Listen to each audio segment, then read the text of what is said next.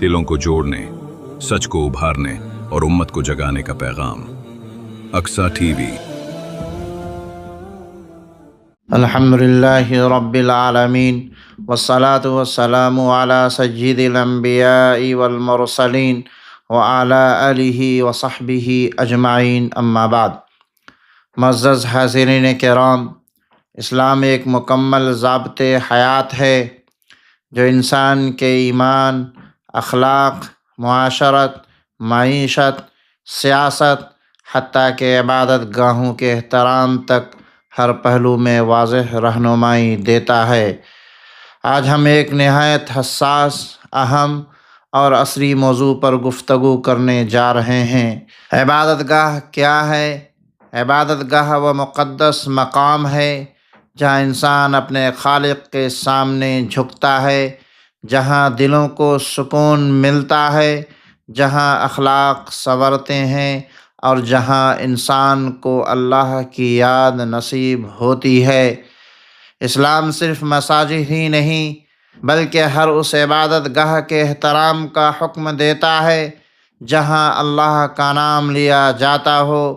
اللہ تعالیٰ قرآن مجید میں ارشاد فرماتے ہیں، اگر اللہ لوگوں کو ایک دوسرے کے ذریعے دفع نہ کرتا رہتا تو خانقاہیں، گرجا، کلیسا، یہودیوں کے عبادت گاہیں، مسجدیں جن میں اللہ کا نام کثرت سے لیا جاتا ہے، سب منہدم کر دی جاتی۔ غور کیجئے، اللہ تعالیٰ نے مساجد کے ساتھ ساتھ دوسرے عبادت گاہوں کا بھی ذکر فرمایا۔ اسلام کی وسعت نظر اور عدل کا عظیم ثبوت ہے۔ عبادت گاہوں کے بنیادی حقوق ہیں تحفظ اور سلامتی کا حق، کسی بھی عبادت گاہ کو نقصان پہنچانا، جلانا، گرانا اور بے حرمتی کرنا سخت گناہ ہے۔ نبی کریم صلی اللہ علیہ وسلم نے فرمایا، جو کسی معاہد غیر مسلم شہری کو تکلیف دے، میں قیامت کے دن اس کے خلاف مقدمہ لڑوں گا۔ عبادت گاہ کو نقصان دینا دراصل امن عامہ اور انسانی ضمیر پر حملہ ہے۔ آزادی عبادت کا حق۔ اسلام ہر انسان کو اس کے مذہب کے مطابق عبادت کرنے کی آزادی دیتا ہے۔ نہ زبردستی اسلام قبول کروایا جائے، نہ عبادت سے روکا جائے، نہ عبادت میں خلل ڈالا جائے۔ یہی وجہ ہے کہ نبی صلی اللہ علیہ وسلم کے عہد میں غیر مسلم اپنے مندروں، گرجوں اور عبادت خانوں میں آزاد تھے۔ احترام اور ادب کا حق۔ عبادت گاہ میں شور، گالی، تمسخر، نعرے بازی یا سیاسی اشتعال، یہ سب اسلامی اخلاق کے خلاف ہے۔ حضرت عمر رضی اللہ تعالیٰ عنہ جب بیت المقدس پہنچے تو چرچ میں نماز نہیں پڑھی۔ فرمایا، کہیں بعد میں مسلمان اس کو مسجد نہ بنا لے۔ یہ ہے عبادت گاہوں کا احترام، برابری اور عدل کا حق۔ اسلام میں عبادت گاہ کے معاملے میں دوہرا معیار نہیں۔ مسجد ہو یا مندر، چرچ ہو یا گرودوارا، ہر جگہ قانون، انصاف اور تحفظ برابر ہونا چاہیے۔ نفرت سے حفاظت کا حق۔ اسلام نفرت، اشتعال، افواہ اور فساد سے سختی سے روکتا ہے۔